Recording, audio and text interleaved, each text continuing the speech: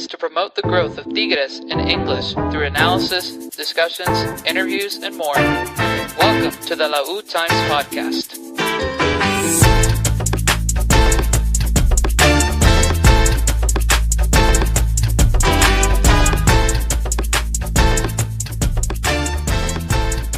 And we're back again for the second time tonight. Once again, Feliz Navidad to everybody.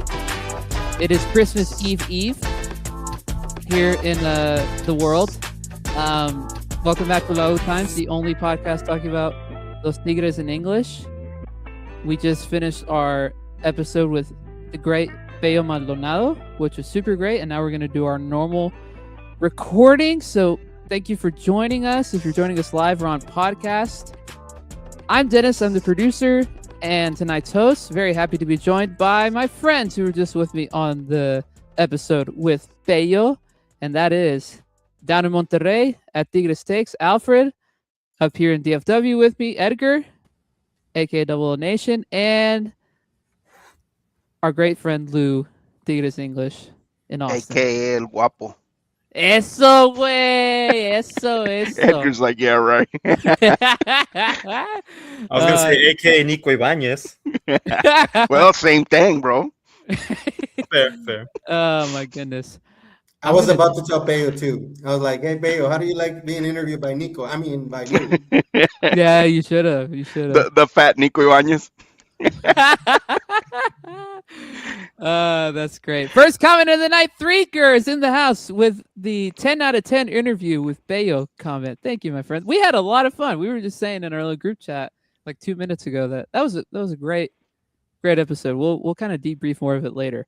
But thank you for gonna pull out a in. lot of content from there. Yeah, dude. The clips are gonna go crazy. So I know you're gonna be working on that TikTok grind after this for sure, aren't you, Alfred? A little bit. As you should.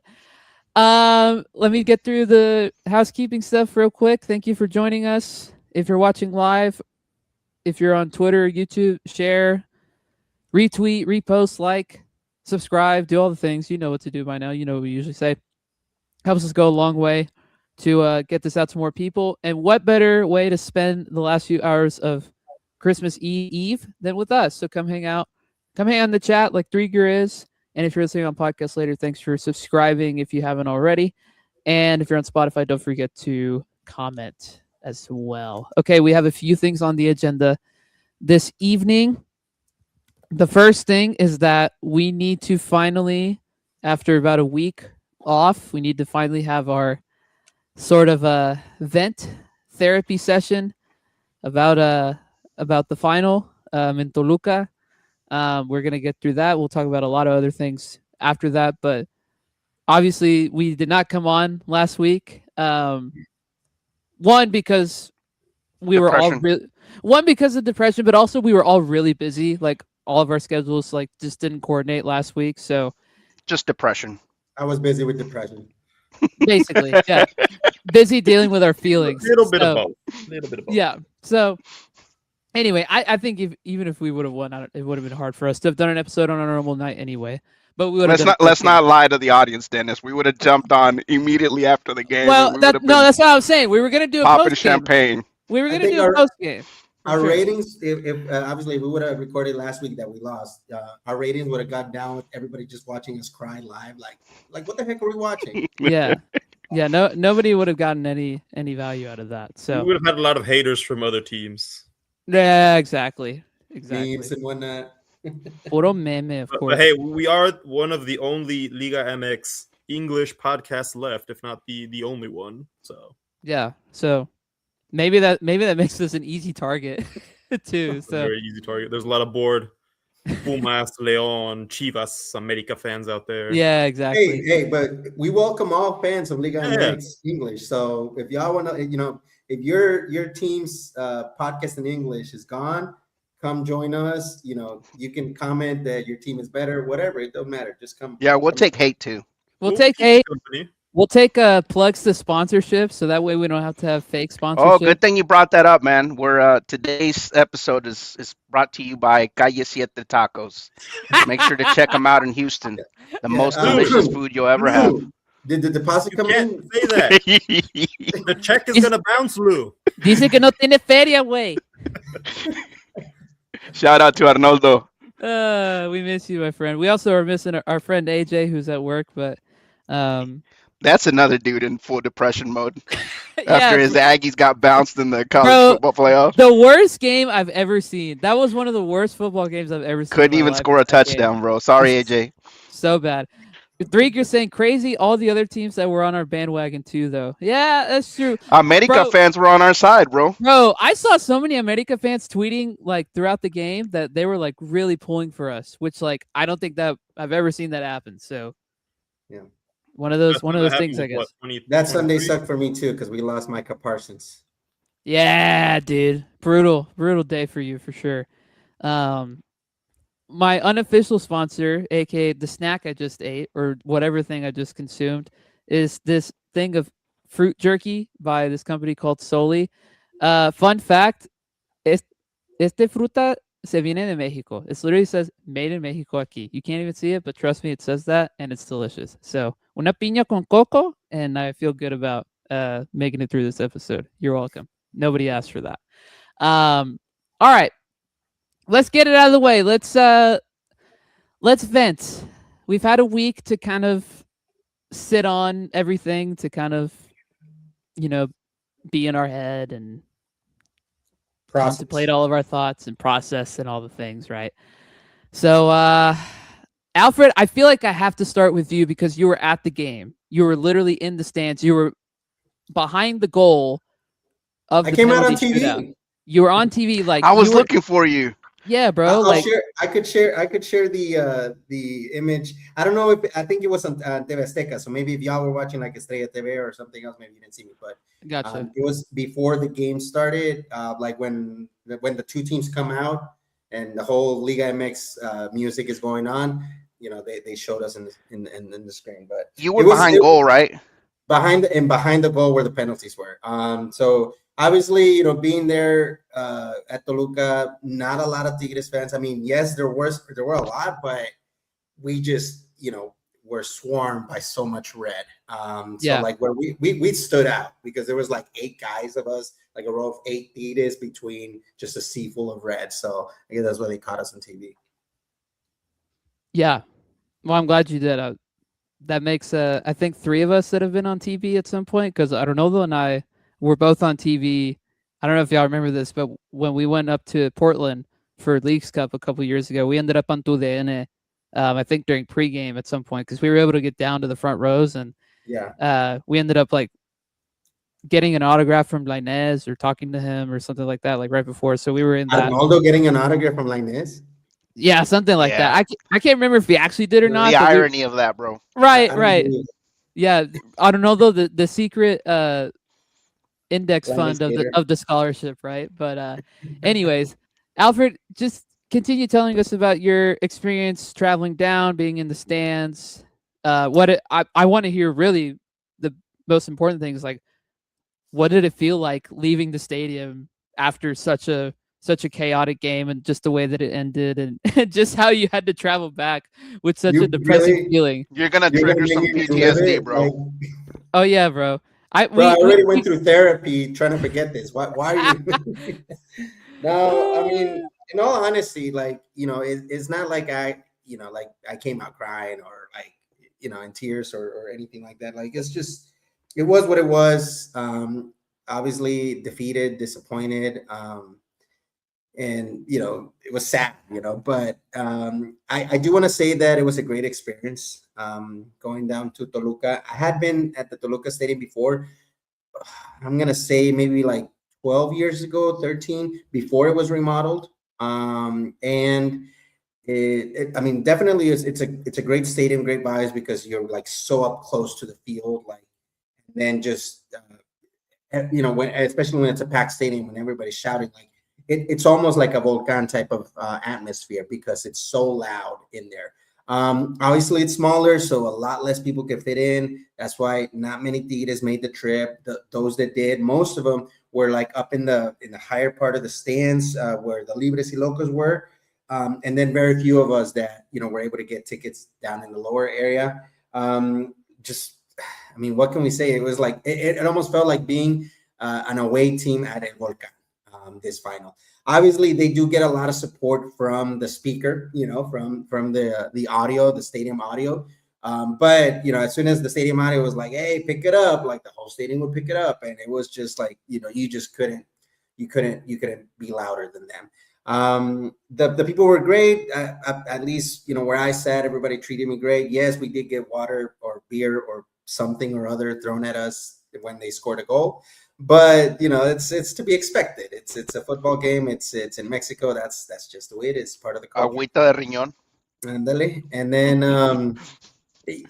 when it came down to overtime, and then when it came down to the penalty kicks, oh my God, it was one of the most nerve-wracking, most heart-pounding, most I don't know how stressful experiences of my life. Obviously, any penalty kick shootout, is stressful, right? But when you go into, by definition, Sudden death, and you have the one-on-one, and then we score, they score, we score, they score, we miss, they miss. It's like, oh my God, it was just never ending. So much screaming, so much praying, so much. We just wanted it over. Like, honestly, like all Tigres, all Toluca fans there, like we literally after like I think the 8th round or whatever, everyone was just like, okay, that's it. Like, yeah, somebody's got to win this. It doesn't matter. Disappointed that it wasn't us, yes, but definitely not disappointed in my team. And the reason is because our expectations were not of a team that was going to be in the final. And let's just say it how it is. So it's easy to look back now and be like, yeah, no, we should have won this. But were you thinking that 6 months ago?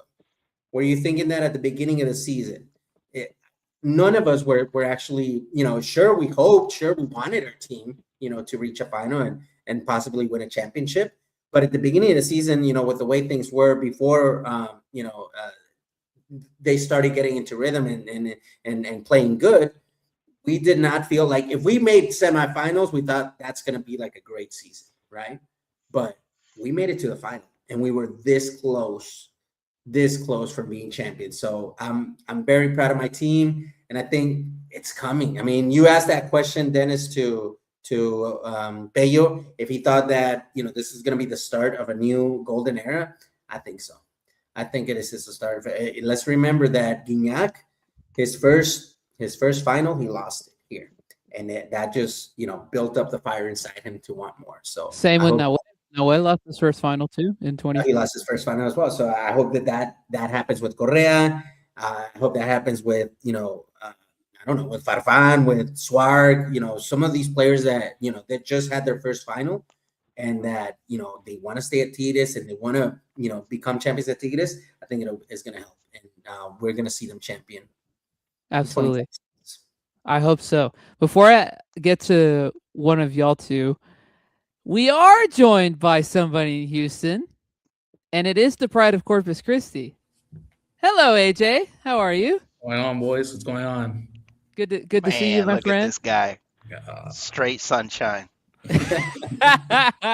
He's using the smile to hide from the pain. Yeah. Yeah. From the pain of maroon.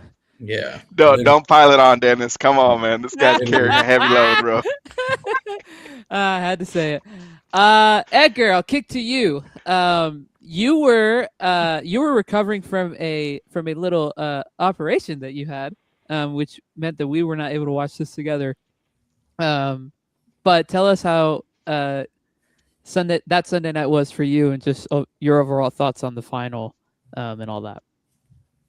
It was already rough, so I took my wisdom teeth out for the listeners who are wondering what was going on. So no carnita asada, no cerveza.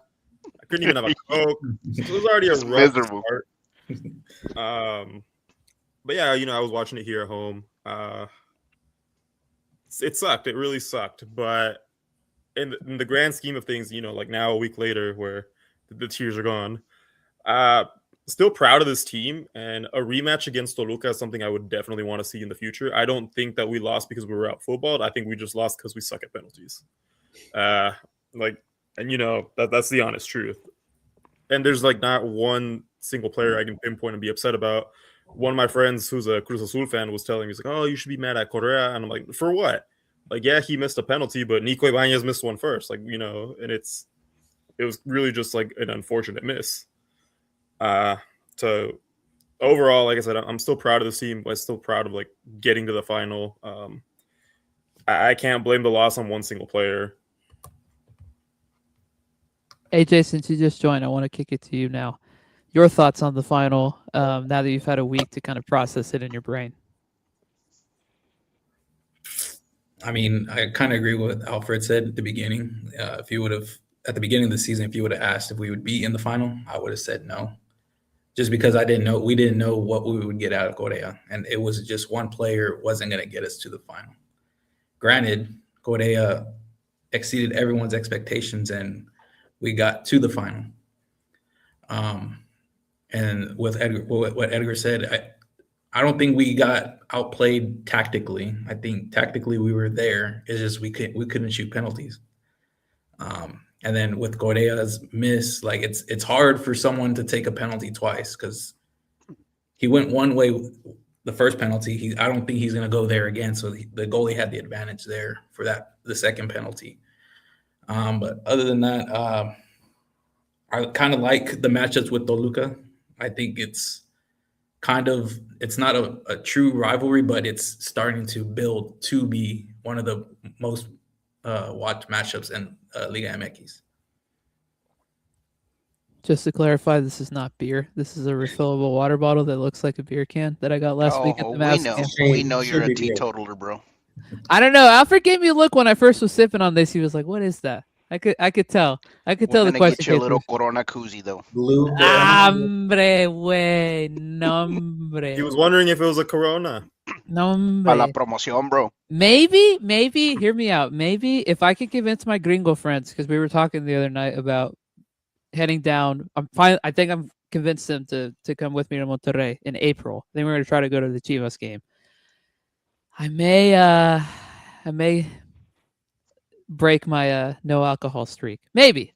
Perhaps. Maybe. We'll see. No peer pressure, bro. Yeah. Maybe. We'll see. It'll be an experience with the boys. All right, Lou. I know you've got a ton of thoughts in your brain, as you always do. How much time do we have, Dennis? Well, I mean, son los holidays, oiga. I mean, okay, just save the tears, Lou. Just save the tears, and I think you'll save up some time. So, as the song by The Weeknd goes, "Save your tears for another day." Come on now.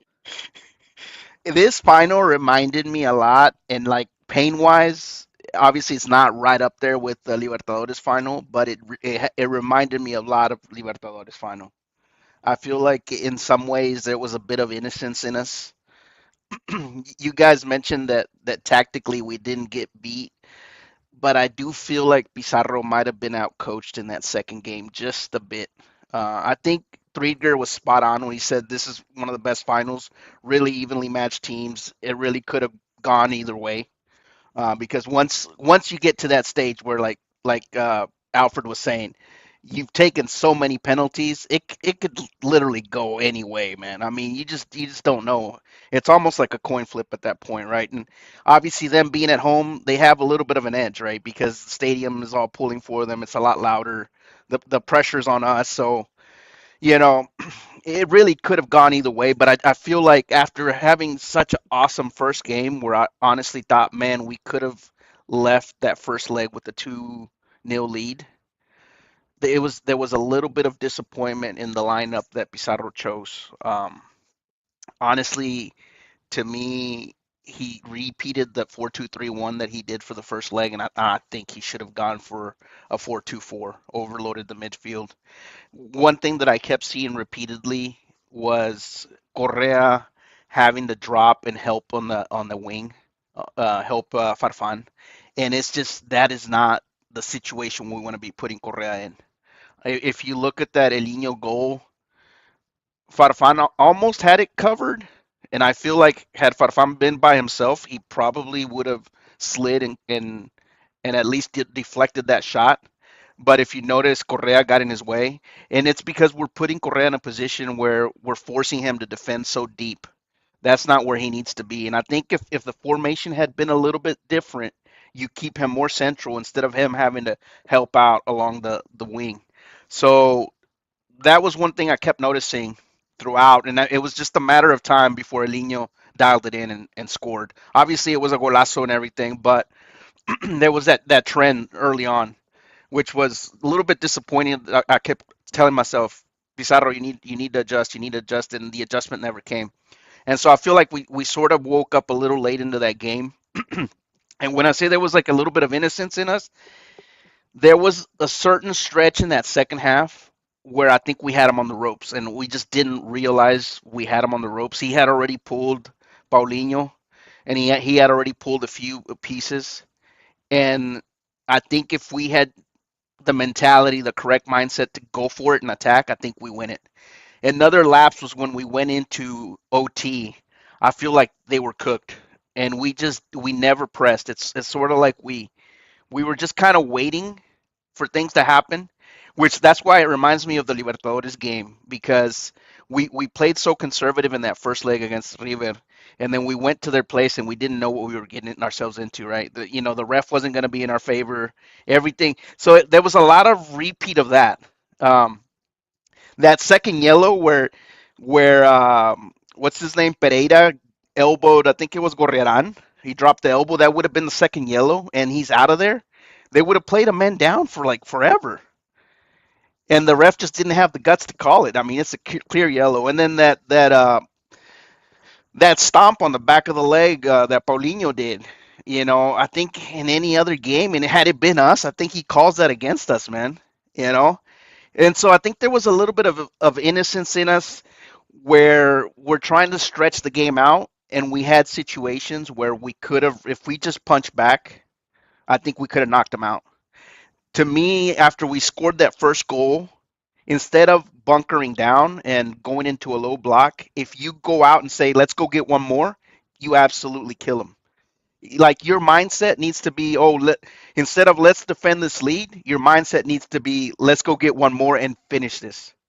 And so I think there was just, they lacked that killer instinct. And I think if we're having issues with this final where we're constantly like replaying these things in our head, I think they're watching it and they're just learning for next season, dude. It's not going to happen again like it did in 2015, right? We lost the Libertadores and then turned around next season and slapped Pumas and we lifted the cup.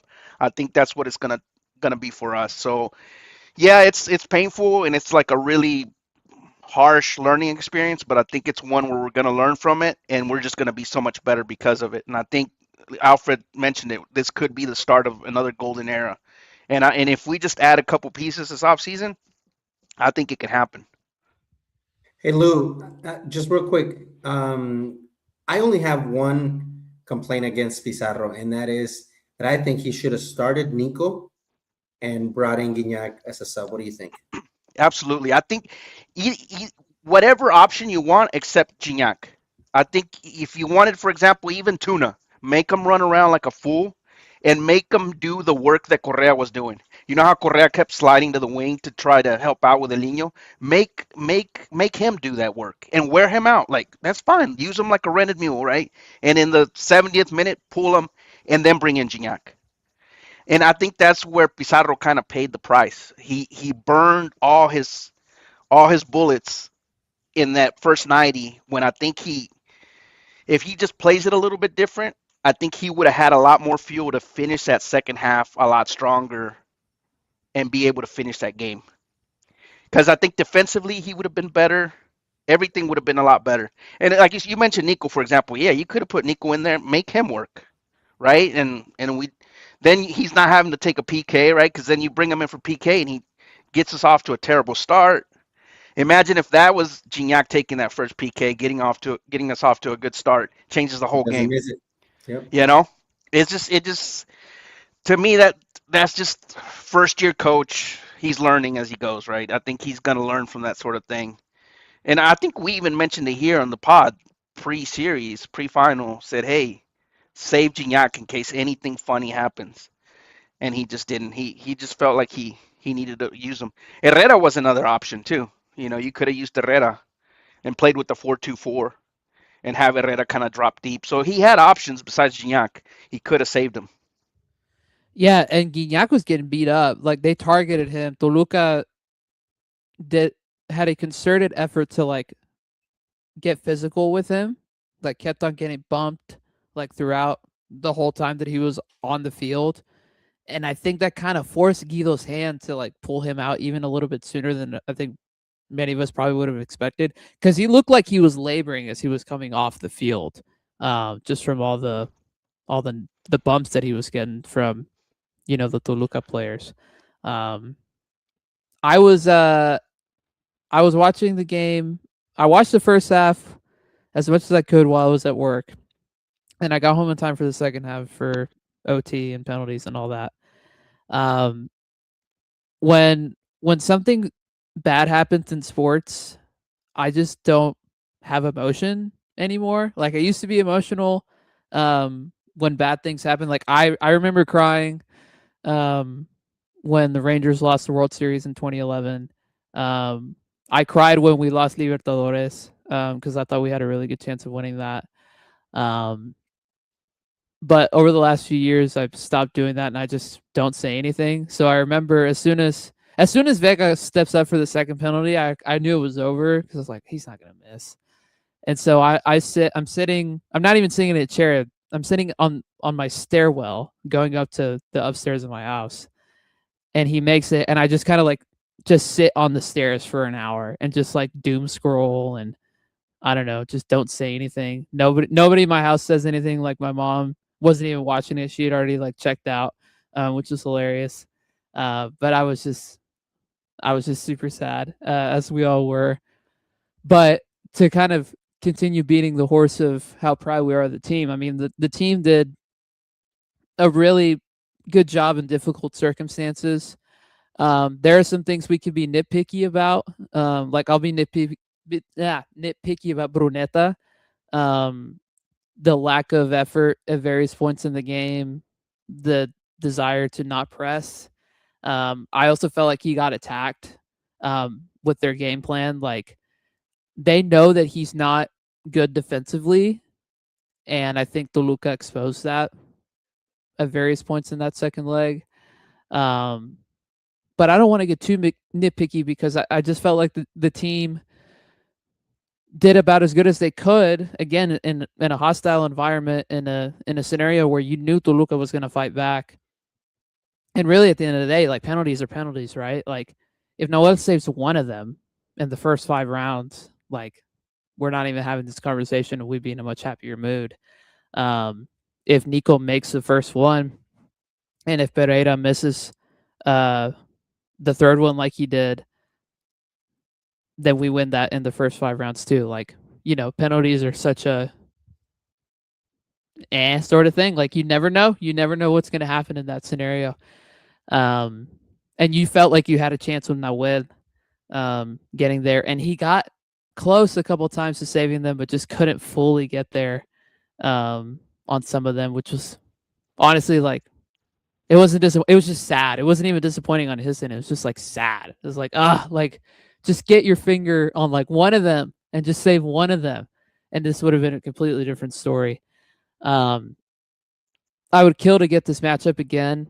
I know we'll talk about the future here in a little bit, but I'm curious to see if we get that 6 months from now, if we get a rematch, like how possible that is, especially with the rules that are going to be in place next season for everybody in the league. But overall, man, like it super sucks. It's not disappointing. It just super sucks.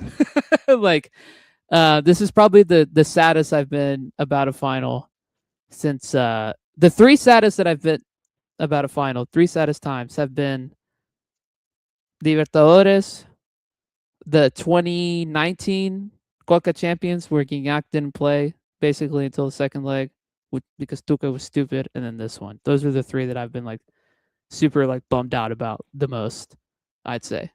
So I know that Tigres and suffering go hand in hand like rice and beans, bro. But At some I point, told you guys we were gonna go to PKs. yeah, I I told you was guys. thinking about you, Alfred. I was like, screw Alfred and his prediction. I was so mad. I was like, this guy brought that curse upon us, bro. The last 3 finals, all overtime. I was Yeah. like, bro, at some point we gotta catch a break, man. We're aging like crazy, man. Like Yeah, Like you they're bro. said, I mean, the killing team us. needs to learn to be a killer. But I hope next year we're back in it, bro, and we win comfortably for once in our life, bro. I mean, please, like, can we Even the be like final, a we were normal gonna win family, man? comfortably versus Pumas. It Can didn't happen. Yeah. We haven't had a comfortable final in ages, really. never, bro. I It's can't remember when. 2011. Yeah, Yeah, 2011 was, but I 2011. was still sweating it because it was like the first Yeah, one after 29 years. 29 29. years. Yeah. Yeah, I mean, all the other league finals, like 2015, went to OT. 2016. 2016 went to OT. 2017, Final Regia. But even 2019, the we only even the had one 2011 goal. was stressful because if you Yeah, recall, like we Lobos missed a PK and then they scored, so like it was like, oh no, is it happening again? Until they finally Yeah. scored. Yeah. Honestly, I was not super stressed when we played LAFC in the Conca final in 2020. I was like, we're fine. Honestly, even though that LA played good for a little bit of that game, I was like, we're fine. So that's yeah. probably That's been the most comfortable final we've had. yeah, and it was still kind of close. Um, I have no clean transition to go from this part of the What's conversation. next? Is there anything else we want to get off our chest about last week, or are we good? Have we vented all we needed to vent? I think Yeah, so. I'll just say this just to close it out. All right. I feel like there's been a lot of scapegoating, a lot of like name calling. Like they've been blaming Brunetta, Nico. Some have blamed Nahuel. Some have blamed Pizarro. Some have blamed Correa. We played as a unit the whole season. We got as far as we did as a unit, and we lost as a team. Man, I think there's plenty of blame to go around. Really, like there was mistakes from everybody. But to be honest, I feel like I'm proud of the boys because they stuck together. They gave us their best, really, and at the end of the day, I think we fell as a team. I mean, if it had been one isolated incident where that cost us, then yeah. But I feel like everybody sort of contributed a little bit to us, not lifting that cup, and I think they look motivated to be in it again next season. Yeah, even Cesar Ramos contributed for being the most Yeah, incompetent referee I've ever seen in my life. man. Dude, watch that dude get a World Cup like Oh, he semifinal is. He again. is. Or bro, watch him get the final. Watch him ref the World Cup final in June or July. But I told you guys pre-Liguilla, I said we're gonna have to be perfect because Yep. the refereeing is not gonna be there for us. Nope. And it was, bro, it was not there for us at all. Nope. Just bad. Just bad. But it is what it is. Anything else? Nope.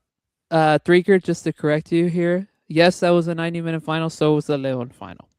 Yeah, but Yeah, I mean the last three. So Yeah. Chivas, America, and then Toluca all went into overtime. Yep. Crazy. Didn't they rate him 10 out Yeah. of 10? Yeah. Yeah, what's his name? Miguel Arispe was saying that behind closed doors they gave him a 10 out of 10 for that majestic piece of work. Just a joke, man. Okay.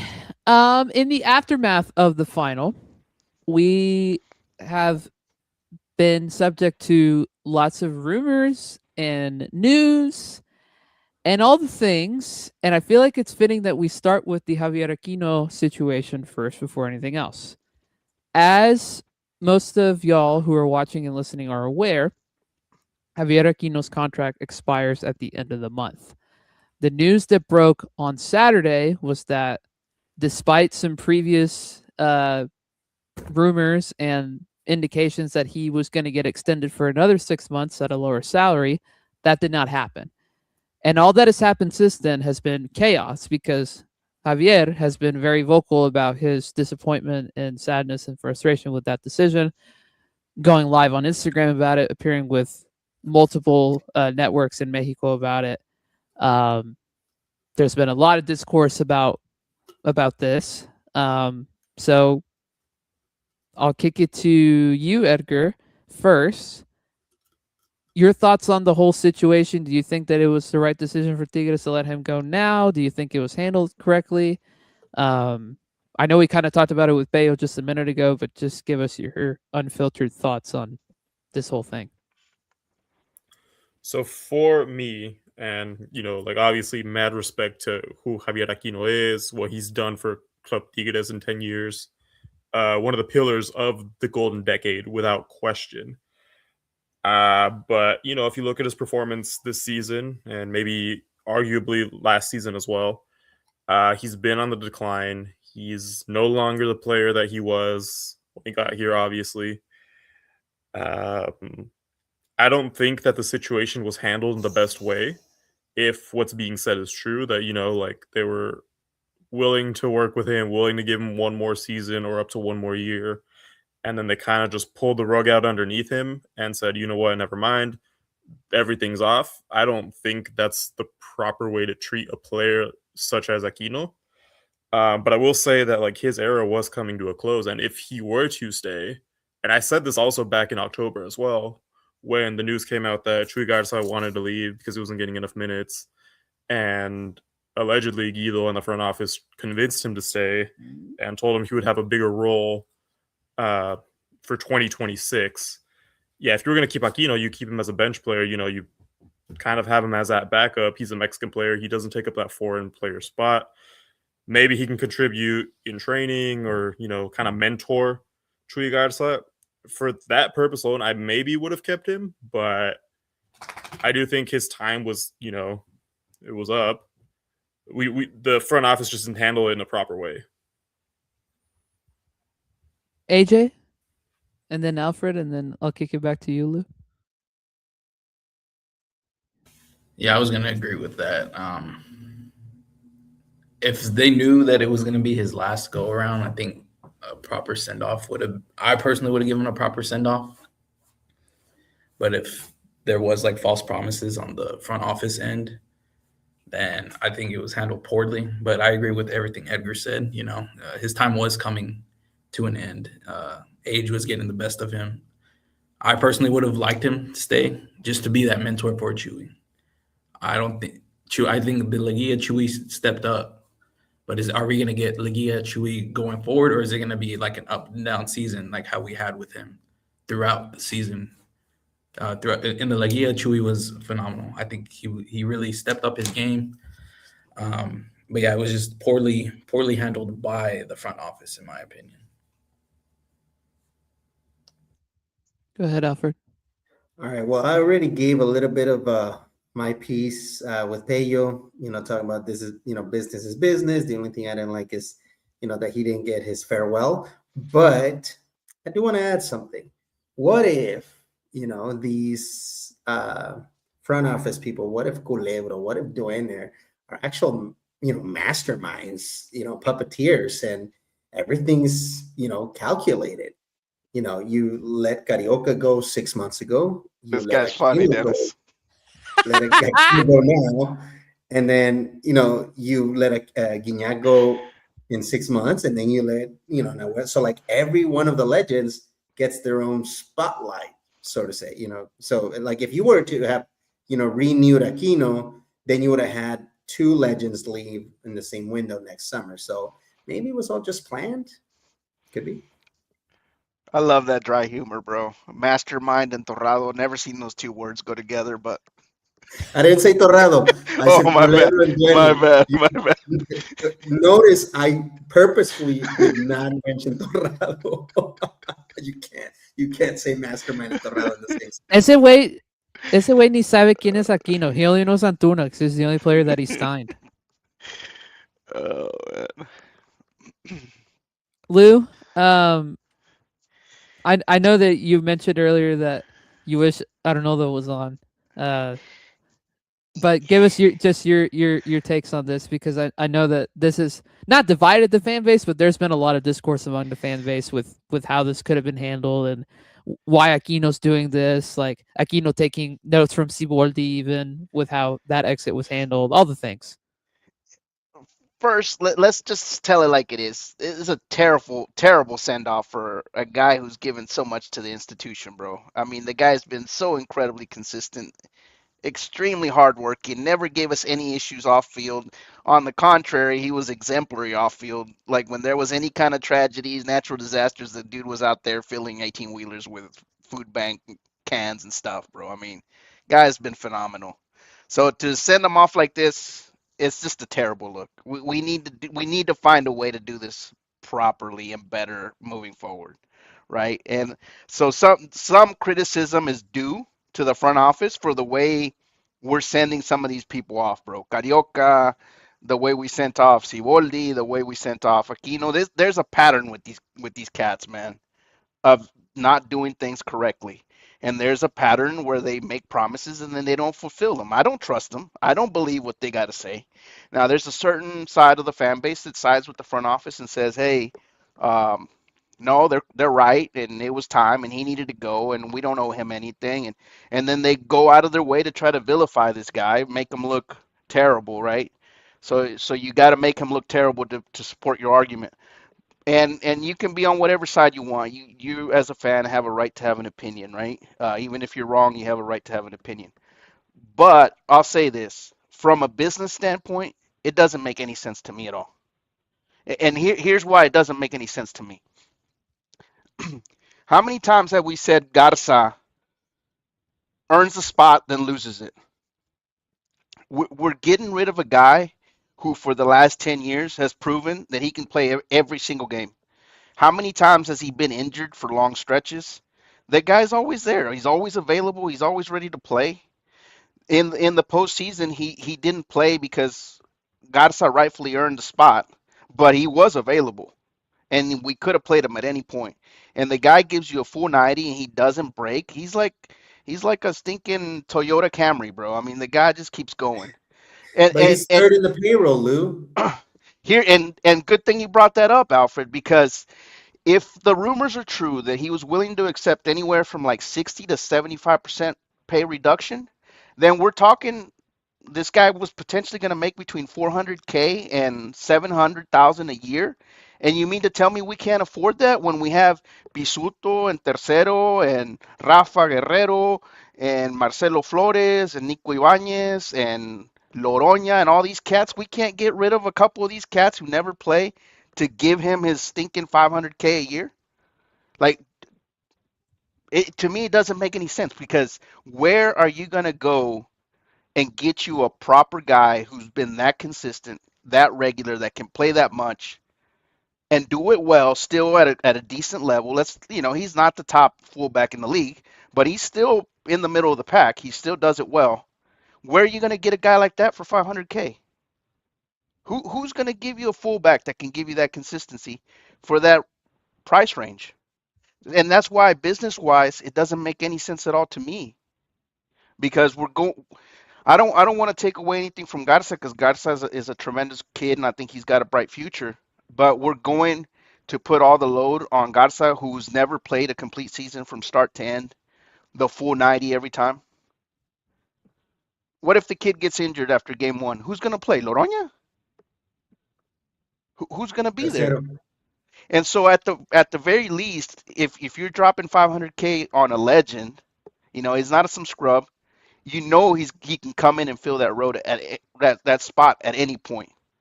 No questions asked, knows the system. So what are we gonna do? Go out and get Alan Mosso? Do we trust this front office to do a good job of filling that spot, filling that void that he's gonna leave? So there's rumors that we're gonna get rid of stinking Osby Rodriguez and we're gonna bring Alan Mosso. So now we're gonna weaken the left fullback spot, the right fullback spot, and expect Alan Mosso to come pick up the slack. A guy who was riding the bench at Guadalajara. From a business standpoint, it just doesn't make any sense to me. And that's ultimately you want to vilify the guy that he had errors and whatever, handballs against Miami, this and that. Bro, go get me a guy for that price that can do that job like he did for so long. Proven guy, dude. I just don't see it. Yeah, you summed that up well, even on Saturday, Sunday when this news first broke. And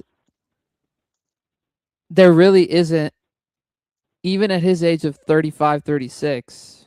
You're right. Like, there's nobody that you're going to get out there unless you're bringing in like a guy who's going to replace Garza as the starting right back, which I don't think that's what we want necessarily at this point. Like, you want solid depth, where you're not going to get much better solid depth than Javier Aquino, right? Like, because obviously some of these other guys who could play right back are not reliable.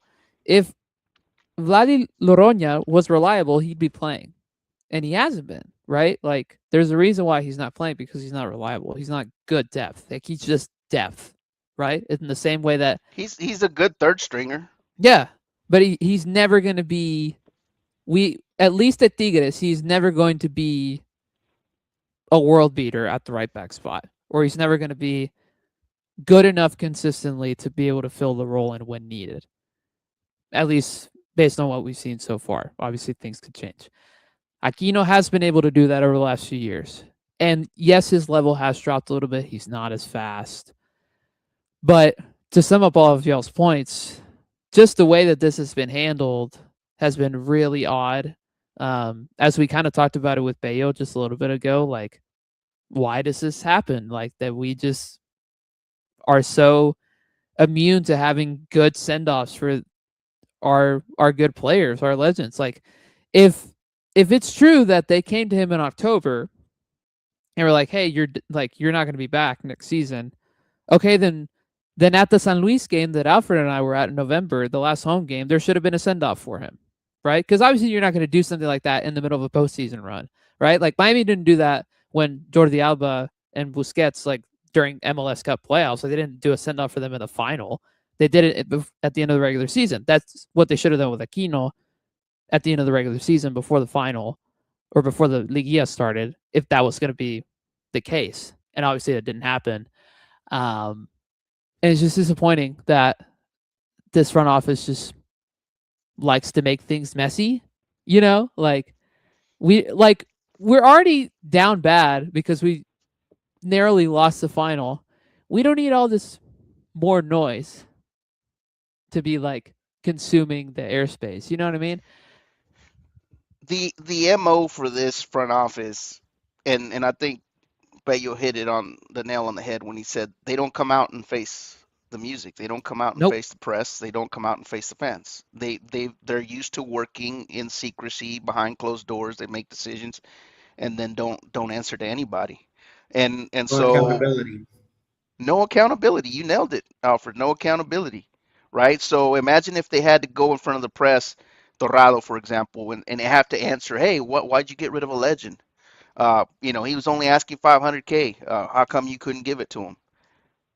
And it forced them to answer those questions. Where are you going to go out and get another guy at that price? Force them to but they don't. There's no accountability, and I think that's been the issue, and it's been a recurring issue. And I think a certain segment of the fan base gets rubbed the wrong way. For example, some of us old school guys, we don't like that. We were used to Alejandro Rodriguez and Miguel Angel Garza coming out and just telling it straight, telling it like it is, and I think we're having a Calling hard out time. players if they needed to call out Yeah, players. exactly. Exactly. Oh, we have a saludos in the chat from Josue. Oh, long Joining us time on no Twitter. see, bro. My man. Thank you for joining us, my friend. Saludos, Feliz Navidad. Happy holidays to you.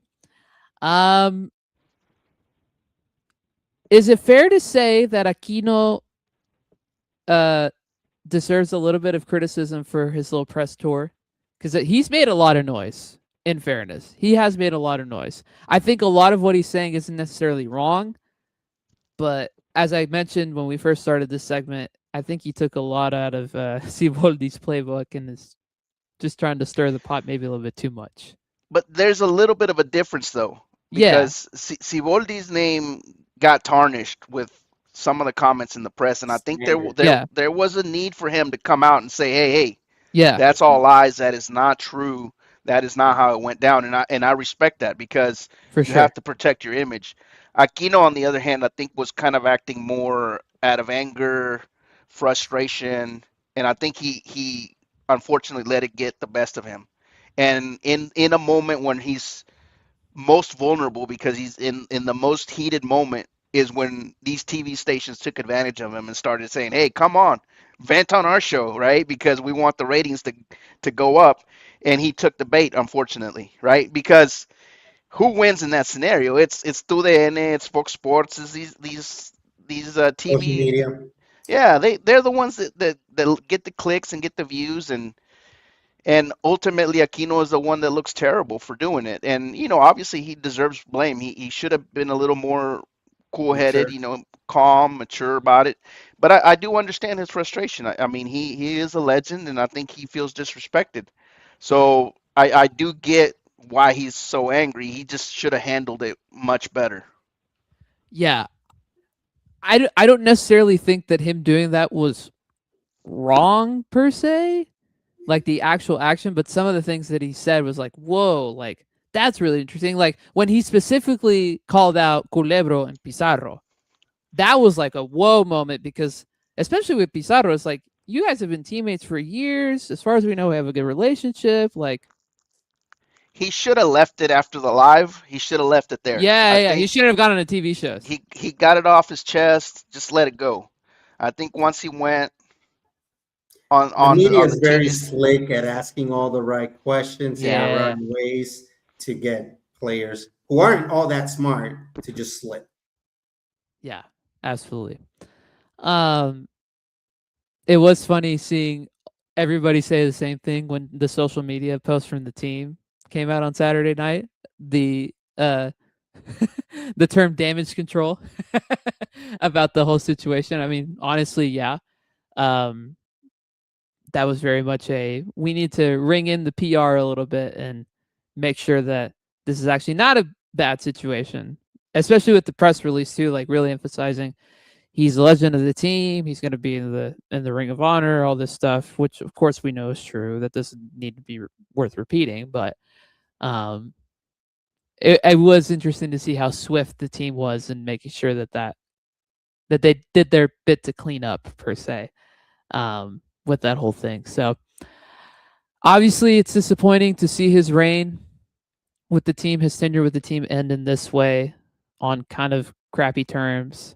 Um, It was nice that he made his penalty in the final. Shout out to him for making his penalty in the final. I'll forever hold that memory of him like being super passionate after he made it, to contributing in that way. So um, he is one of the best players we've ever had in this team, um, just ever, but I especially will from a thank him. I will thank him for dethroning Luis Quiñones from top assists record at Tigres. yeah. There you Yes, go. sir. Exactly. Uh, One of the greatest Mexican players who've ever played on the team from a statistical and just a trophy standpoint, has been there for it all. And um, he said that he's not going to retire. I'm curious to see where he goes after this, if he stays within the league, if he goes off on another venture. Um, but I hope that as long as it's not against us, I hope he has great success, continued success, even as he enters into the twilight of his career. Now we need to discuss a little bit more about that rumor that you mentioned earlier, Lou, about his potential replacement, and this could also would be a good time to talk about all the rumors of names that have been linked to the team over the last uh, week or so. So, Edgar, do you have most, if not all, of those names kind of gathered somewhere of people who have been linked to Tigres? People who have been linked to Tigres. I believe I have a My minor. man keeps a Rolodex of all the names, bro. Eso way. Hey, but make sure you don't confuse them with the ones you're trying to throw out there, fake news and trying to get them to catch on. He's No, got categories, bro. there's only one that I'm working on, and I tried to see if someone would bite the bait on it and confirm it for me. And they completely ignored it. So we're not going to touch base on that one. But as far as inbound players, Rotondi has been the one that's kind of like been thrown out there the most. As far as I know, it's not very credible. We've also heard Alan Mozo. Lo Monaco. Monaco, which Pello confirmed earlier. There's nothing there. There was at one point, but nothing right now. The Quinones rumors back on. I by just the saw, way. the Quinones rumor is back, which, I mean, nothing has changed in the past couple Which months. Merlo had a live at 8 p.m. While we were recording. So it'll Yeah. be interesting to see maybe if he said something about it. I don't know. Yeah, I think there's a tweet that just got sent in our big thread that is linking him to that reporting, Merlo. So Hypothetically, how do you guys feel about Julian Quinones coming back? Yay or nay? Yay. I'll take that over Ibanez any day. Exactly. That was gonna be my take. Like, at any moment, what we're trying to do is not just replace Ibanez, but ultimately replace our attack. And Quinones at this moment, at this point of his life and his career, he's at a better point than both Gignac and Ibanez. There was also that Sporting Kansas City player, striker. Jovic? Yeah, Jovic. that's resurfacing again. That's interesting because Somebody's pushing it though. Somebody's pushing it. Like, yeah, it's like Well, allegedly he liked somebody's tweet, right? When they said, "Hey, come to Tigres." Or... Yeah, it's like, okay, do we want him back? Chino Huerta, he was in Monterrey last week. I'm gonna say it, guys. I do it. I like that. I don't think that's a bad option. That's at the very least he's a good depth piece. You know that he's going to be good in the league. He probably needs minutes. Competition for Herrera. Yep, exactly. He needs minutes in a World Cup year, and I think he probably likes his chances to do that with us more than he does with Anderlecht. Exactly. Same with Quinones as well. I do it. Honest. I know a lot of people don't like that. I'd do it. I would do it. Is that it? Was there another one that we're missing? There was another kid from like South America that I saw earlier, but I can't remember. Go ahead, Edgar. I didn't see that one, but Denzel Garcia from Juarez. Yeah. Yes. Oh, right. Yeah. As well. Which I think that one is doable. I think the kid is probably at a $2.5 million transfer fee. Is there any Mazatlan player that we would be interested in? Because I'm pretty sure Mazatlan's going to try to, move offload. Yeah. You want to bring back Jordan Sierra? Or Fierro?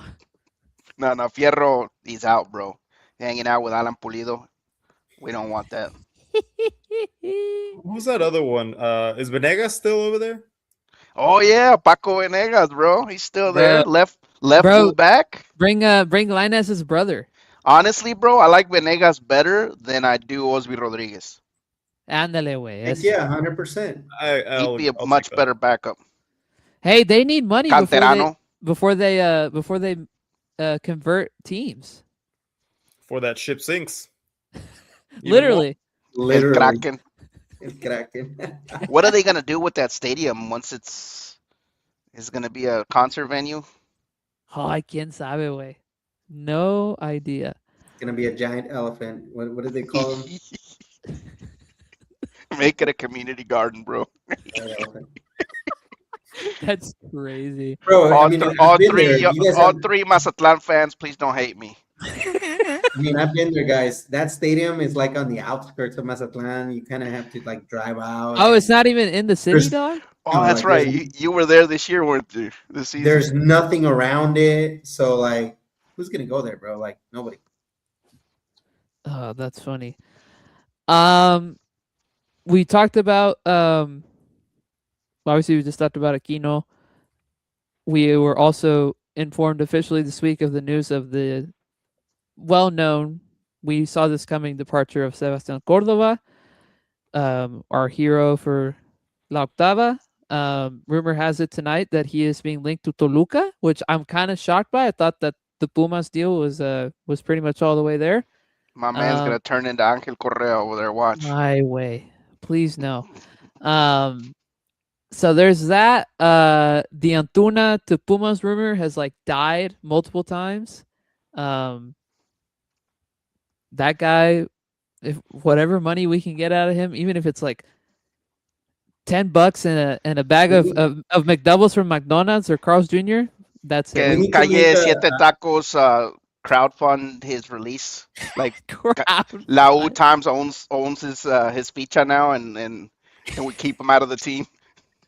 No we need Let's mames. to start make a we need to fictional make soccer club. I don't think any of our players are gonna end up at Pumas. At this rate, they're gonna join Mazatlan. All right, guys, we need to make a 3-minute comp video of Antuna's penalty kick, because that's his only goal. Hey, that was bro. different That was a good angles. penalty. I'm not even gonna hold you. Yeah, That was bro, a it was good great, bro. penalty, I honestly thought he We was can gonna miss sell it, him off bro. bro. I thought he was gonna sky it. That was probably It was the best PK of the night, best bro. penalty for both teams. Best penalty for both teams. Best Placement was So good. Alfred's gonna make like a little loop video, bro. Is this that same one? That's the highlight I'm reel. saying it's a 3-minute comp, different angles, all shots, He's all the gonna AI TV, different stadiums. different Seaway. TV broadcastings, everything, bro. Oh man. LOL. Trigger saying keep fake news for December 28th. Which that was Threedger, bro. That started that one rumor. There's CL Merlo or whatever. That was him that posted it, by the way. Bro, Drieger also spreading fake news about Correa to Inter Miami. Nombre, way. Get out of here with that nonsense. Oh yeah, he posted that earlier too. Nombre.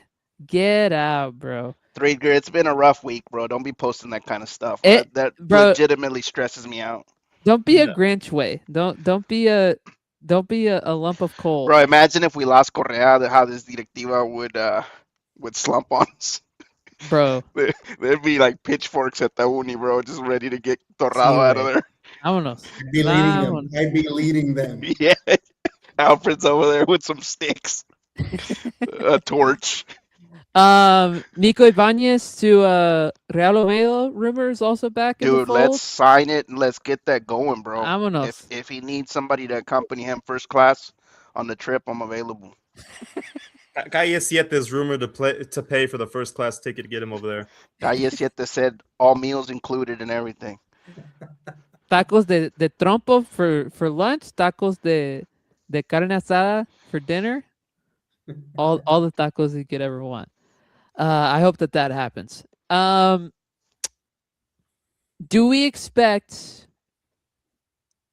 any other outgoings besides what we've talked about so far? Like it looks like Ibanez is gone. I mean, he has to.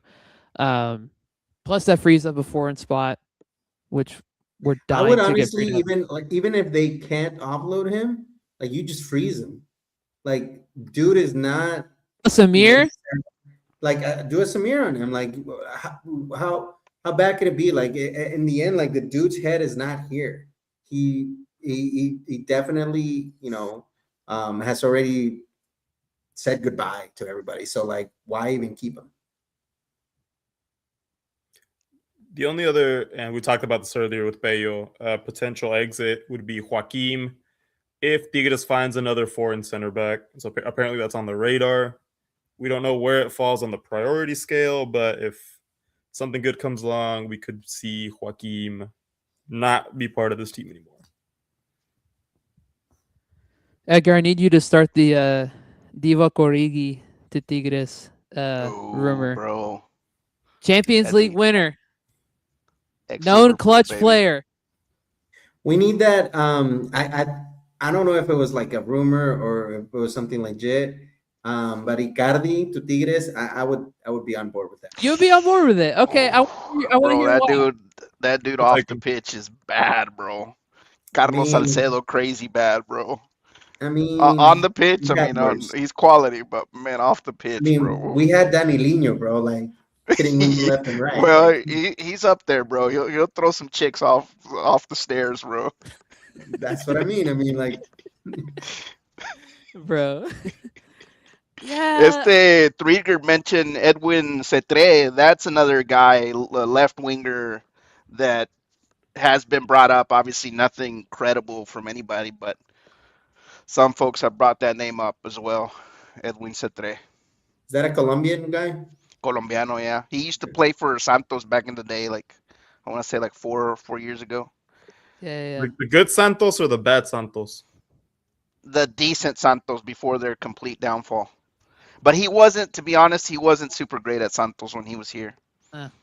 Didn't put up a lot of great numbers. Woo. But he's got he's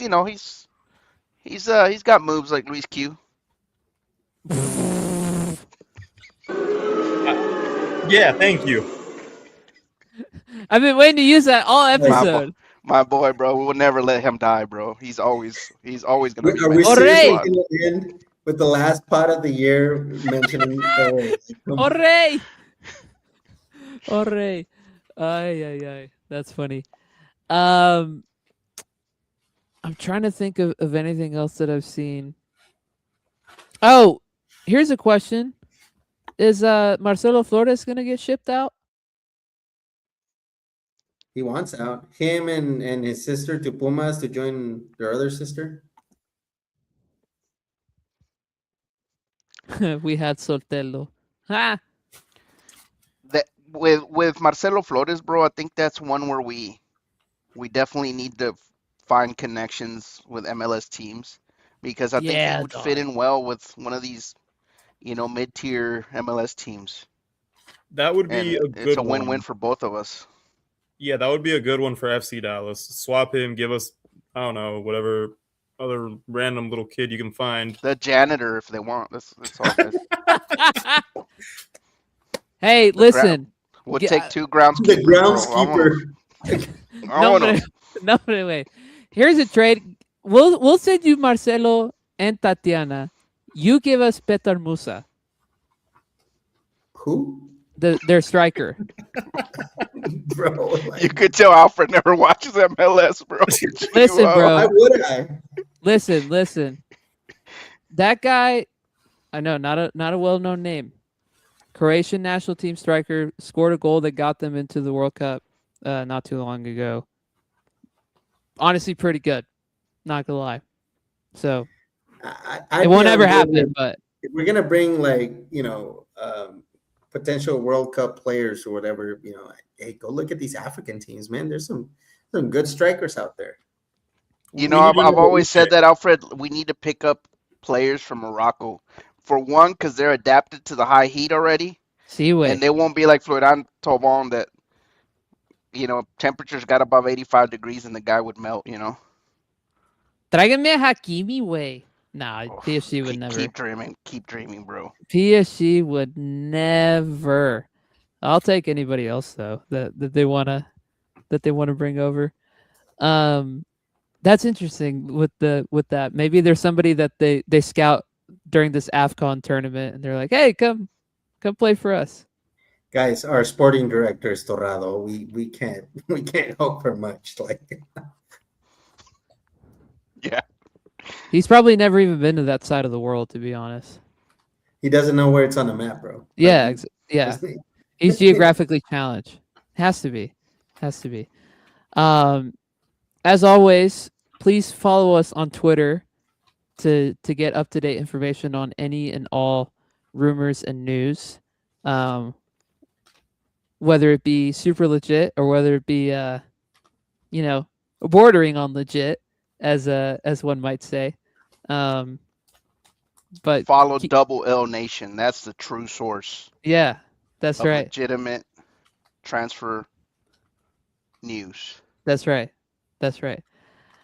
Okay, let's keep it moving.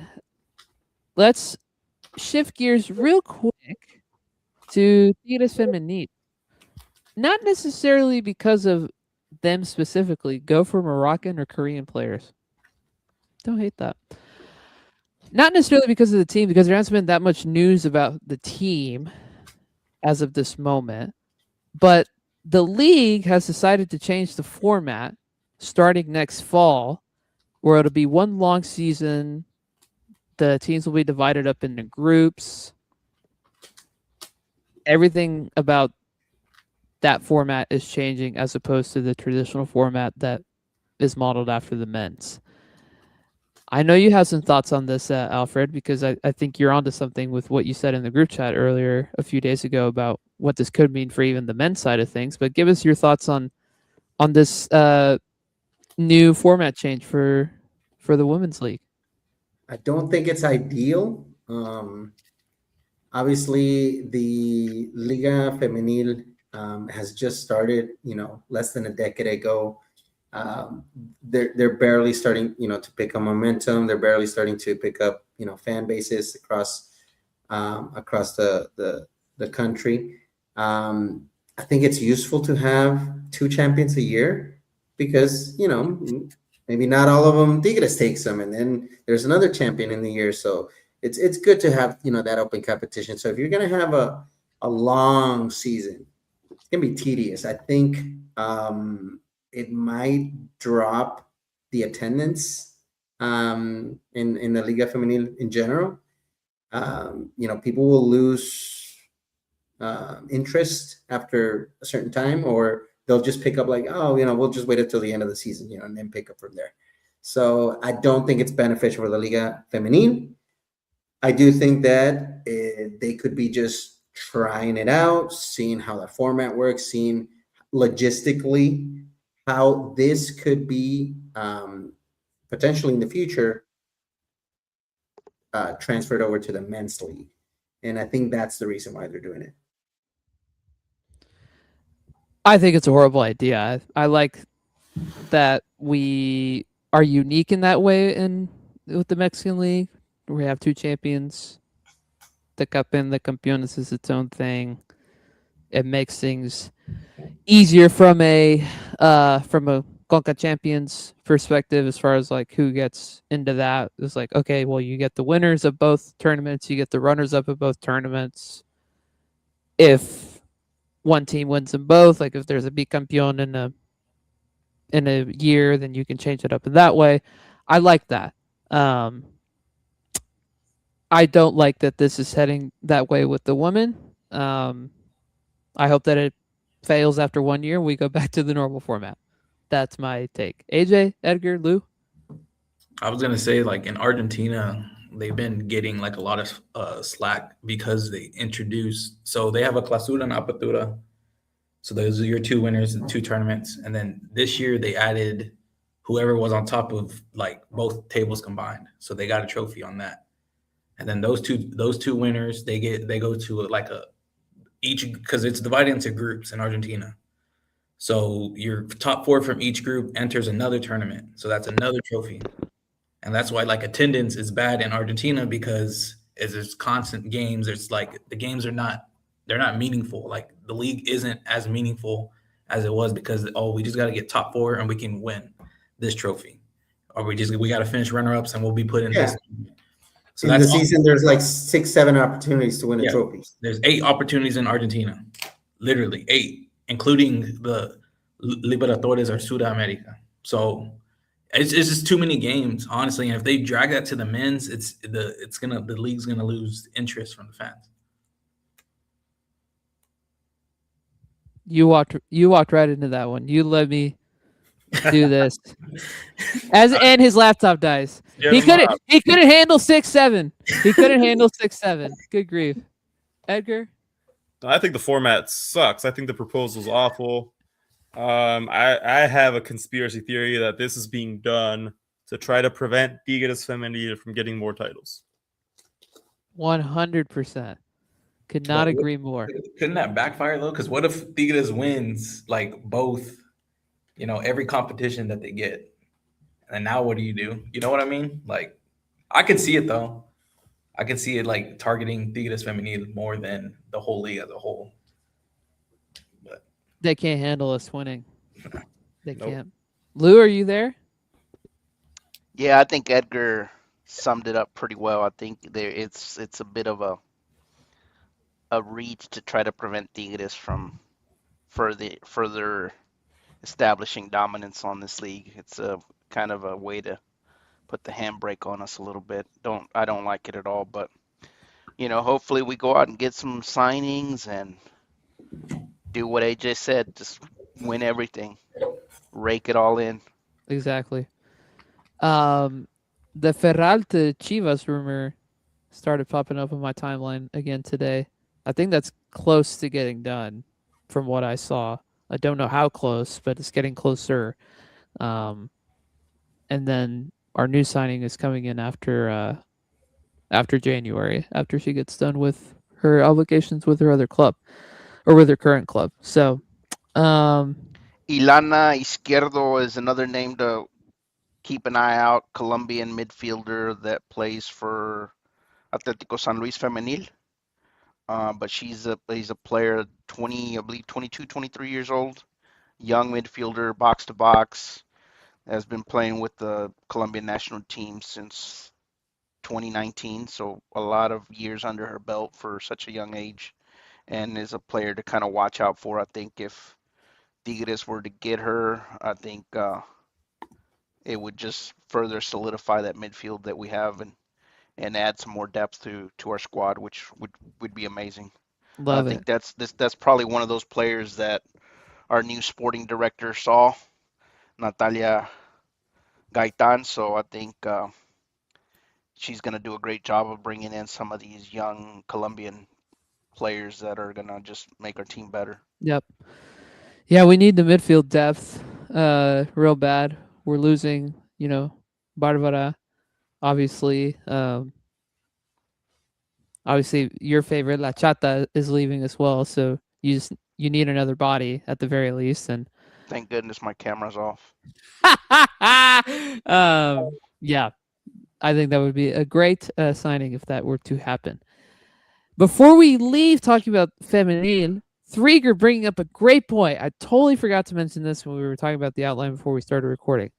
Shout out to our beloved Jackie Ovalle for winning the Marta Trophy, which should come as no surprise because that was a freaking golazo when she scored that back earlier in the calendar year. If you've never seen that goal, do yourself a favor and watch it. It's an amazing golazo. It's like a cross between a scorpion kick and I don't know. She calls it the camaroncín, the little shrimpy, So but good. it's just an amazing goal. I mean, it's one that you can watch over and over again. Well earned award. It's funny that she had to leave the league to get an award Yeah. Yeah. because the local Mexican league here would not honor her properly. No. But I do like that in her, there's a clip of her, talking about getting the award that I think FIFA posted when they first announced that she won. Yeah, And she specifically had mentioned, this is for Mexican football. Like, this is all about our league and our girls and all that. And I love that she mentioned that, in spite of what you just said, Lou, about the league not necessarily like promoting her the best. Like, she still made it a point in that to make it all about Tigres, to make it all about Liga MX Femenil, and how it's growing, and just kind of using that as an opportunity to shine a light on the league, um, despite her now playing for an NWSL side. So kudos to her because she could have taken that video anywhere that she wanted to, and I'm glad she did it in that way. So, good for her. I don't think we're surprised at all. I would have been shocked had she not got it because she very well deserved it. So, Absolutely. a couple more things real quick, and then we'll get out of here. The big news that dropped today regarding Tigres. We have a new beer sponsor. We talked about it with Pello just a little bit ago, but Corona is taking over the beer sponsorship starting next summer. Thoughts? they had been courting us for a long time now. I remember Pello kind of addressing it a while back and saying, "Hey, this is something they're pursuing. They're really trying to go after us and get our sponsor sponsored Tigres." And it finally happened. I think they put enough money on the table. There was another reporter that said that possibly near 5 million a year for that sponsorship. So good money on the table for us, and I think it's all gonna, from what Pello was saying, it's likely gonna go right on the same spot where Tecate used to be in the back of the jersey. So I mean, Corona is a brand that's recognized globally, and I think it kind of goes to show that Tigres is growing as a brand as well, right? It's Tigres is a team that internationally now more people are starting to recognize. So I think it just kind of goes hand in hand with our growth, right? That a brand like Corona that is so well known would reach out to us and would want that and actually like pursue us in the way they did. So I think congrats to the team for landing that sponsorship. I think it's going to be good money that we can use towards more signings and making the team better. Sounds like we're getting the money we need to sign Denny Bwanga. That's what that sounds like to me. Just to That re-kick Bwanga that money. rumor. Re-kick that rumor up again. Please and Don't thank tease, bro. Don't tease. you. Oh man, he's having too much fun with Heung-Min Son that I don't know if it's actually gonna happen now, to be honest. But Bring them both in. please. I'd love that. Edgar, AJ, any additional thoughts to what Lou said? Any sadness about Tecate leaving? I will say Tecate is like my favorite beer, hands down. I don't like the light, but Tecate, I don't know, it's like a Regio thing. Like, that's what we drink. So in a little sad to see them go, but they're getting replaced by a more recognized brand. I can't walk into a bar and order Tecate. Well, yeah, here in DFW, it's harder to find. But, Corona's everywhere, and I do hope it opens more doors for the growth of the brand. I know we didn't really get a whole lot with Tecate. The closest we got was that canceled game against like Juventus back in, I don't remember when. But outside of that, like there was really no effort from them. It's always kind of been Cemex running everything. HEB Right. here and there. Yeah, exactly. Bring back Carta Blanca. Thank you. Yeah. Oh man, I loved it when they were on the front in that '99 jersey, bro. They were like right there, real prominent. That jersey was so cold, bro. Bring it back when I because I got the throwback, that retro kit that you had sent in the group. Yeah. The big Carta Blanca. Oh, like, oh, bro. Beautiful. I know. I got it on the 2011 long sleeve away kit that I have. So yeah, it's aesthetically more pleasing. Carta Blanca is. But hey, it's a good partnership. As long as they're a friendly sponsor, which I'm sure they will be, it'll be totally fine on the jersey. Yeah, I have no complaints. As a raging alcoholic that I am not, I have no bad opinions. I just don't want to be. For those of you that don't know Dennis, he's a teetotaler. Exactly. Never drank a sip in my life. Go ahead, AJ. I just don't want to be second fiddle to America. The same thing what I had with Yeah. Adidas.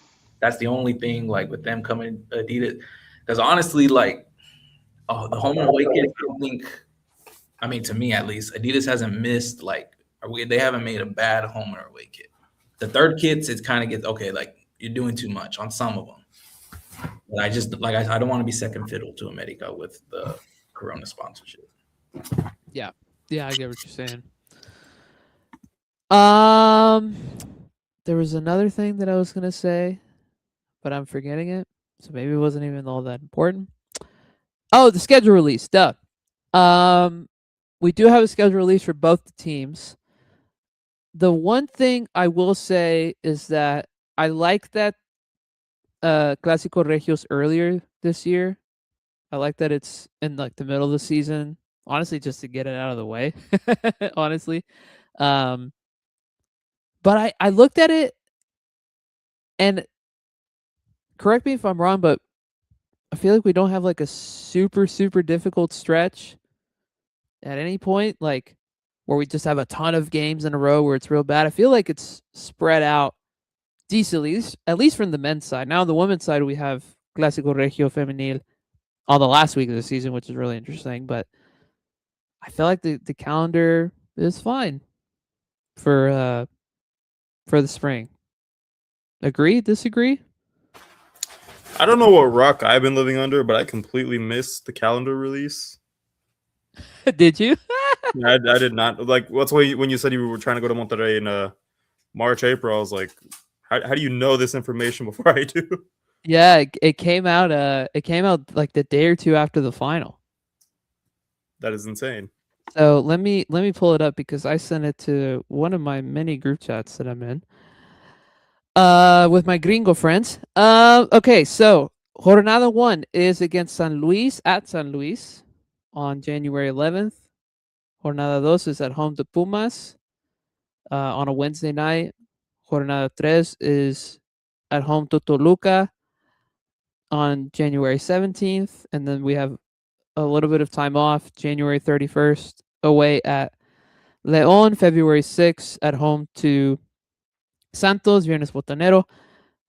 Maybe the hardest stretch is right here, where you go away to Cruz Azul, February 15th. 5 days later, you're at home to Pachuca, and then 8 days later, you're away to America. March 4th is against Puebla, away. Clásico Regio the following Saturday. Querétaro, I think, like the week after that. They haven't fully confirmed the day for that yet. Jornada 12 against Juárez at Juárez, 22nd of March. And then the 5 games in April are away to Tijuana, home to Chivas, away to Necaxa, away to Atlas, home to Mazapan. Thoughts? Not too bad, actually. I thought, usually we have like a tiny stretch where it's like, a little bit of panic mode or a little bit of heavier toll on players. It looks manageable. It looks good. Yeah. Yeah, just that little stretch in February. Middle February into February. I would just say the 6th to the 8th is probably the sixth game to the 8th game is probably the toughest stretch we have. And that's in the middle of 2 of our fixtures against Forge. Like that's somewhere in there as well. I can't remember when the Forge days are. Those days are also out. So we do know when we're going up to Canada. We go up to Canada on a Tuesday and then we come back the next week. There's not like a 2-week break or like a 1.5 week break like there has been previously. Like it's just leg 1 is 1 week, leg 2 is the next week. And then the rest of Conca gets sorted out after that. Josue is saying, I prefer the Clásico to be at the end. Personally, I think when we win, it's a huge morale boost. When we lose, it's a wake-up call for what's coming. That's valid. It's not a bad take. Great that it'll be at home. I'm going to try to make that one as well. I have a busy work calendar first couple months in the year, so those might be the only 2 games that I can personally go to, but it is what it is. Only 2 home games, Viernes Botaneros, this semester. 1 Wednesday game. There's only 1 late Saturday game. 2 of them are early. Both the ones in April are early at 5 p.m. 2 of them are actually, one of them's at 7, so that's interesting. Yeah. I don't have the girl schedule on me, but I know that the Clásicos at literally Jornada 17, which is kind of wild. So, anything else that I'm missing? Nope. I think for now we are caught up on all the news. On all the things? Okay, real quick. Edgar, do you have any post Pello chat thoughts that you wanted to let out into the world? And AJ, as a viewer, do you have any thoughts on that as well? No, I thought it was really like getting someone like that big of, like with the pool that he has. I think it opens up our audience more. And I think y'all did really good with like the questions y'all were asking. He gave us like a bigger insight than what we have into the club. So I think it was like really, really cool. Yeah, I like that in his responses. He was diving a little bit deeper than he sometimes does on his YouTube channel or on his, social media platforms. That was, kind of nice. We got something a little bit different than what we're used to. And the listeners as well got something a little bit different or got introduced to Pello. I know we bring him up, honestly, just about every episode. But, now we can introduce him to some of our audience and they know where we're getting our information or they know, like, we have a really good, credible source because we don't. It's difficult to have that with the local press in Monterrey and the international press is very biased, so it's sometimes difficult to right, cite them or talk about that. Right, exactly. Yeah, I loved it, man. That was such a fun experience. I just love his personality. Like he's so candid and so, he's such a big personality, and that lends well with our group. I feel like, was just so gracious with his time and with his answers. And I know that if you haven't listened to it yet, I know that if you don't speak or understand Spanish really well, maybe go get a translate option of the transcript somewhere. But it was a great episode, and I appreciate his insights and his willingness to be so open with us throughout that hour that we had with him. So yeah, go check that out if you haven't already. It'll the video of it's already up on Twitter and on YouTube, and it'll stay on YouTube forever. It'll go away on Twitter after a little bit. And the podcast version of both this and that episode should come out simultaneously. So go listen to that if you haven't already. My last question for you boys, since Lou unfortunately had to dip out and Alfred's laptop died. In the spirit of Navidad, what is the tigres item that is on your list for Santa this Christmas? So for me, it's the away kit, which I know is not the No most mames, no kit, mames. I need that in my collection. It's wintertime. It looks like the Trader's Village print of those Tigres blankets. So I need that in my collection with, the Correa number 7 on the back would seal the deal. Obviously, it's a little harder to get here, but I would take it. Long sleeve? Oh, perfect. Of course. Okay. AJ? I saw on the Tigre Tienda the Adidas Originals, the windbreaker. I need that. That's what I need. Yeah. I need me a nice little windbreaker. I want Santa to gift me both the third kit that just came out a couple of days ago, because now that we have official pictures, I love it even more. And I need my own version of the Femenil kit. I bought one, but I gave it to my mom for a very early birthday present. But I would like to have my own version of that ASAP. I'm also kind of surprised they didn't put out any, at least that I've seen. Maybe I'm wrong. They haven't put out any additional gear with the third kit, besides just the actual jersey themselves. Maybe they're selling some stuff in Mexico that we just don't know about yet, but I haven't seen anything out there in the wild. And also, they're not making a long sleeve version of those kits, which is kind of a bummer. Was kind of hoping there'd be a long sleeve, but it is what it is. What's your Navidad plate look like, boys? My family does turkey and ham, like a little Thanksgiving. Yeah, they do that. We do that. So we'll be turkey and ham. There's usually menudo for me. Lots of sweets. Big fan of that. Me too. Usually it's some combination for us of ham, tamales, broccoli, rice, and cheese casserole, Hawaiian rolls, sometimes mashed potatoes, some cake of sorts, buñuelos, as we all know. I don't know what it's going to be this year, but I'm sure it'll be some combination of those items that I just said. So looking forward to tomorrow, because as we all know, like the raza that we are, Christmas for us is tomorrow. The 25th is just a recovery day. Yeah, 25th is the after party. Yeah. SOA. The 25th is me watching basketball all day on the couch and not doing a single thing at all. So, anywho.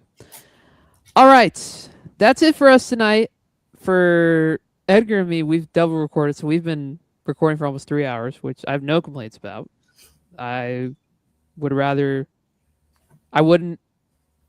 spend 3 hours any other way besides this. So thank you all for joining us tonight, whether you've joined us for both the episodes or just this one or just the one with Pello. We really appreciate it. If you haven't already, like, subscribe, follow, do all the things. You can check out the show notes for all of our handles and our links. You can look at the screen, look at the ticker at the bottom.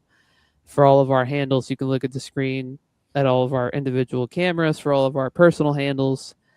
This is our last episode of 2025, as far as I know, unless something crazy happens in the next week. If we need to do like a breaking news of a transfer thing, then maybe we'll come back next week. But as far as we are planning, this is it for us in 2025. So just want to say thank you to everybody who's been supporting us this calendar year. We talked about it a couple weeks ago with the Spotify numbers. We've had a lot of great growth with the show this year, and we're really appreciative of y'all like joining us and being live with us every week and hanging out with us in the chat. As Dreaker says, 25th is it recalentado? Yes, amen. Josue saying happy holidays. See you guys next year. Happy holidays to you, my friend. Feliz Navidad to everybody. And a happy holidays to everybody who's watching. As I said, we will be back probably that first bit of the year. Once we hopefully get some more news, but if anything happens next week, we will let you guys know. We'll come live as we always do. But we appreciate y'all. Have a great holiday. Get some rest. Enjoy family. Get all the extra therapy that you need to decompress from this final that we just had, and we'll get back into it in January. Edgar, AJ, thank you for joining me. I will leave all of us with the background of this episode provided by AI. Feliz Navidad, prospero año y felicidad.